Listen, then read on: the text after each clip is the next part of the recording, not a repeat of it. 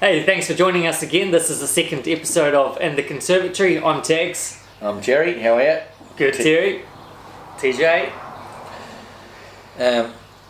I'm not sure who's in front of the picks Tags, but I did have a workout and I think I'm in front, mate. So I'm just playing it cool and calm. I'm a wee bit like Winks. I'm just gonna, just sit at the back, just leave it to the top of the straight and loosen up and, hopefully clear away at the end and where it counts. Well, obviously, Tags is going to go for a wee while, and I'm on hypnotised, so you've got no hope. Wasn't Winks a top run? Oh, she just, I always, you never put other horses in other eras, but you got a thing in far lap now, don't you? Oh, 27, just outstanding. Incredible. I thought about the 300. I thought, oh, jeepers creases. Like James. He got a beautiful run on his horse and kicked great, and I thought, oh, Winks, you're in trouble today, but the only trouble she was in was pulling up. Exactly. No, it was fantastic to see.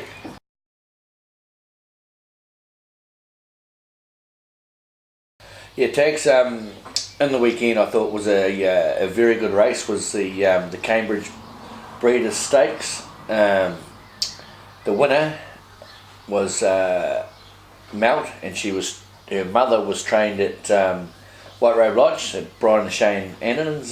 She was a very, very fast horse ticklish, and I think you might have want to come race on her too, Tags. Yeah, I actually rode her quite a bit. Like you said, very quick out of the gates, very fast horse. I'd almost say probably the fastest horse I ever sat on. Yeah, well, they reckon, I think she run second or third in the Lightning in Moonee Valley. I'm pretty sure might have run third in the Lightning, maybe. Yeah. That's our sprinters from New Zealand to go from Whingatui to Melbourne and run against the best over 1,000 metres is phenomenal. But Mel, she's a very, very good horse. Ifrages are just phenomenal horses. They go from 1,000 metres to 2 mile. Yeah. I did think the second horse, Madison Courtney, was a phenomenal run. You take nothing away from the winner, but Madison Courtney, that'd be one I'll be putting the 5 each one next time, Tags. Yeah, I agree with you. Melt's run was really good. I thought Sam Spratt rode her fantastic. Sat on the fence there, got that nice run into the race just at the top, and yeah. Yeah, she did, Tags. She had a beautiful run. It was a beautiful ride.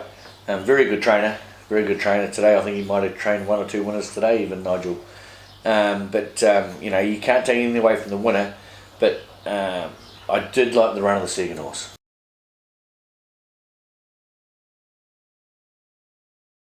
This week we're covering the Canterbury Jockey Club, New Zealand Bloodstock, Canterbury Belle Stakes Daffodil Race Day, Saturday 22nd of September at Riccarton Park. And Terry, track conditions, good 3 at the moment?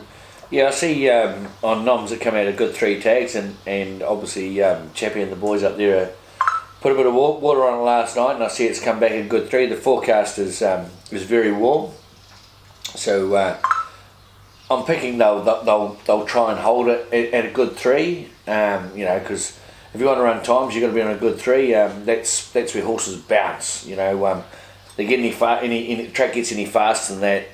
I'm not a believer horses enjoy that.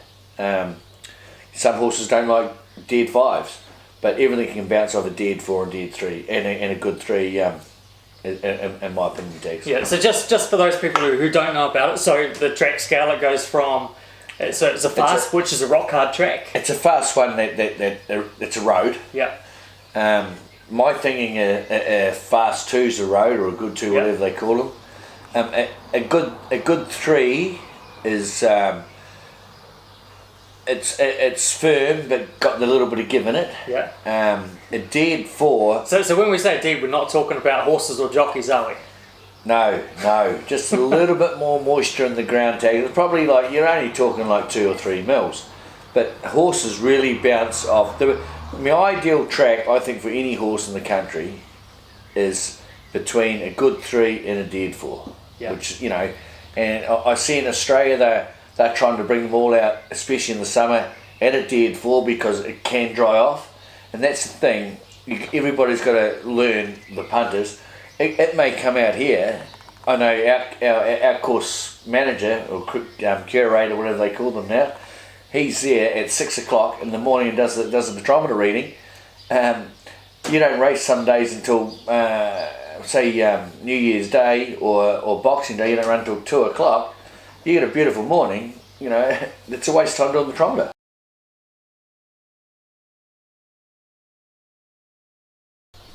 So the first race from Riccarton Park on Saturday that we're covering is the Christchurch Casino New Zealand Cup Trial over 1800 metres. It's race 7 on the card. Terry, what do you like?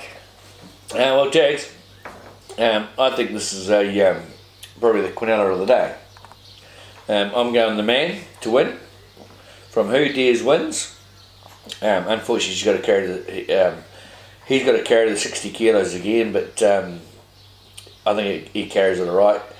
And for third, I've got Blue Lagoon, because it wouldn't be down here for no reason. Yep, so Tony Pike's brought a team down with him. Yeah, maybe, you got to look at what Jamie Richards is doing, and before even Jamie, like Mark, he was always keen on bringing his horses down to the South Island and get them acclimatised and get them ready in the South Island. Have a look what Te Akau have done in the last, I don't know, maybe 10 years. It's phenomenal. It is. So I'm with you on Blue Lagoon. I've got that on top, and I'm going for 1 and 2 on the card. So Who Dares Wins and Alfie. I thought they were both really good runs at Riccarton a couple of weeks ago. It was a heavy track back then, but they've won on good tracks. They have, and that's why, the men's probably been running on off tracks too, but the horses form super.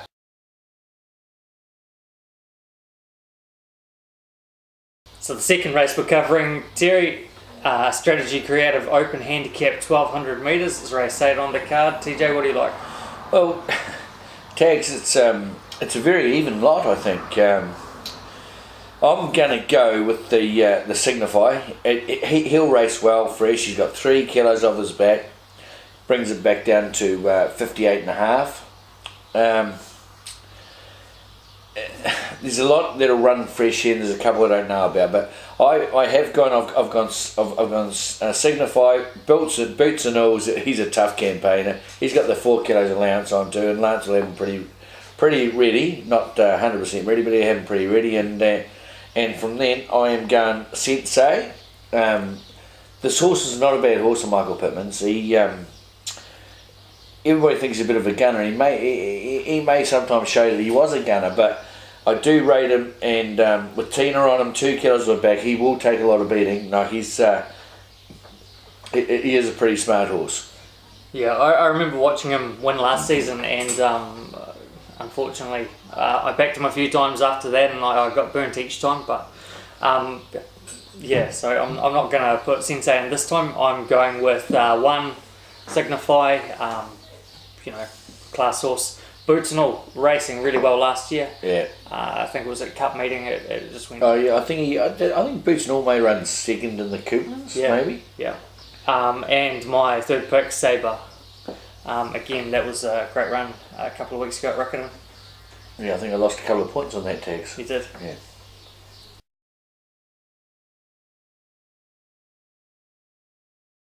TJ, we're moving on to the third race that we're covering tonight, the New Zealand Bloodstock Canterbury Belle Stakes over 1200 metres. It's the main race on the card. It is, Tags, and without we always got to give New Zealand Bloodstock the biggest push, because without them, there's a lot of racing wouldn't go on. But it's a very, very good field. We got we got them from all over the country. I have gone with the Tony Pike trained horse. She's drawn 17, which worries you a bit. But sometimes, I was talking to you prior before we started, and you've run this race a few times, Tags, and it can be a bit dodging cards if you're drawn in and early in the race. So I don't know. That's so the draw may not worry it too much. Yeah, and of course so Wicker Force is the one you're talking about. Run second to Melt as well. Yeah, exactly. Wicker Force, run second to Mount last start, which to me is great form. The way she won at Ruakaka. The other one I do like is the Kevin and Pam Hughes trained Emily Margaret. Pins, filly, gee whiz, the Pins have been great horses all their life. And the other one I do like is the Kylie Williams trained, Kevin James trained, Pick Me Up in Rio. She's gone some huge races last year. So TJ, I can't fault your picking there. I'm right with you on all of those, so I'm going for those same ones. Week of Force, Emily Margaret. Thought it was a huge effort at Riccarton on that heavy track. I think you should change one. I'm not changing anything. Okay, righto. You can't beat me if I pick the same as you. Right, okay. And Pick Me Up in Rio.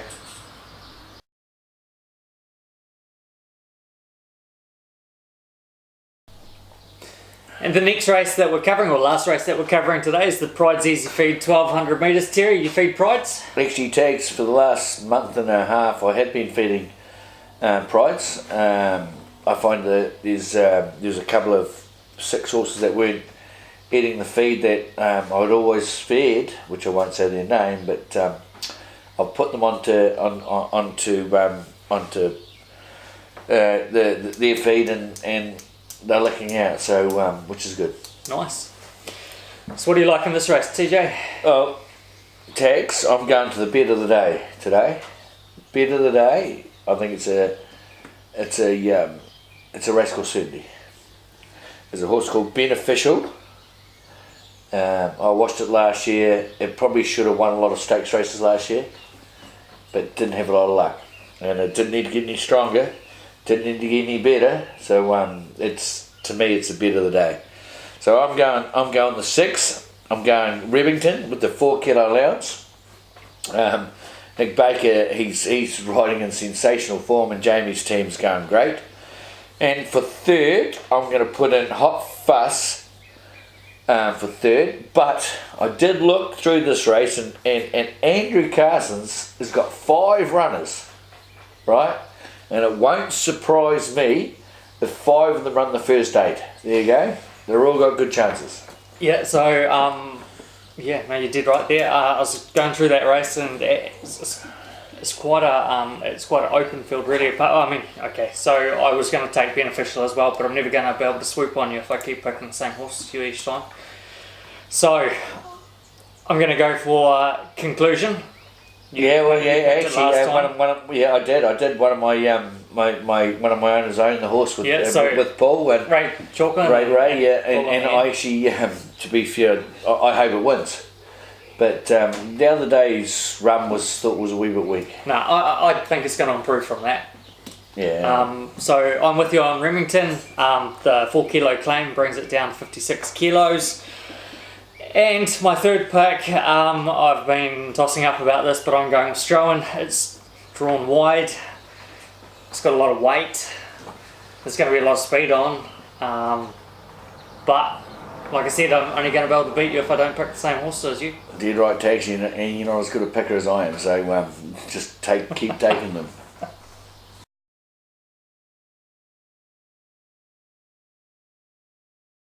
Well, thanks for joining us again. We've reached the end of our 2nd episode, TJ. Yep, and I think I'll win again, Tex. What's your bet of the day? Beneficial. No worries at all. Okay, I think I'm going to go with Boots and all for my bet of the day. I don't know, maybe we should do double points on those ones. Oh, we just take a multi-tax. We'll make it fun.